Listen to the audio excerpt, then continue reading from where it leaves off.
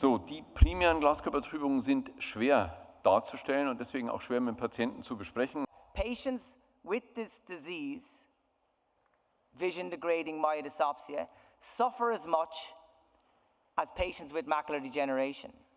And they suffer more than patients with disease like glaucoma, etc., diabetic retinopathy. So it is a real disease and it is a real problem for vision. Lokalisation entscheidet über die Frage Vitrektomie oder Vitreolyse.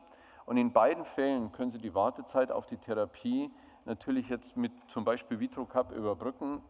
Wir haben eine Doppelblindstudie und die kann man ja nicht ignorieren. Also wir haben einen Effekt. Over time, these patients noticed a positive change, and that positive change was significantly greater for those on the VitroCap active intervention compared to placebo. So on average, we see about a 70% decrease in floater area in a significant number of patients on the active compared to placebo.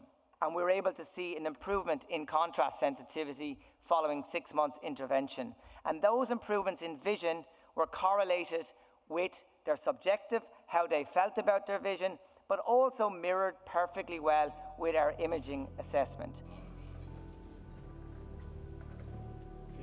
Wir müssen wissen, wie der native Glaskörper aussieht, um ihn auch korrekt zu ersetzen.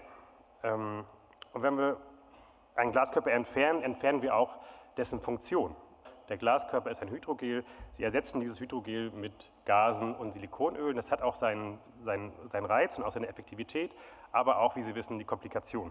Was man aber weiß, ist gerade jetzt bezogen auf die Protein- und Peptidwirkstoffe bei die Anti-VEGF-Therapien ist, das wirkt für eine kürzere Zeit, wenn das Auge vitrektomiert ist, und das Ganze wirkt weniger effektiv.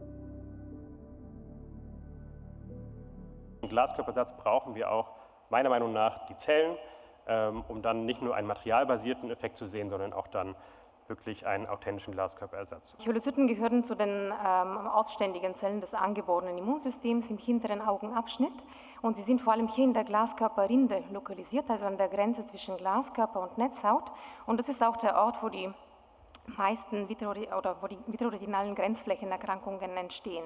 Und eine von diesen Erkrankungen ist die proliferative diabetische Retinopathie.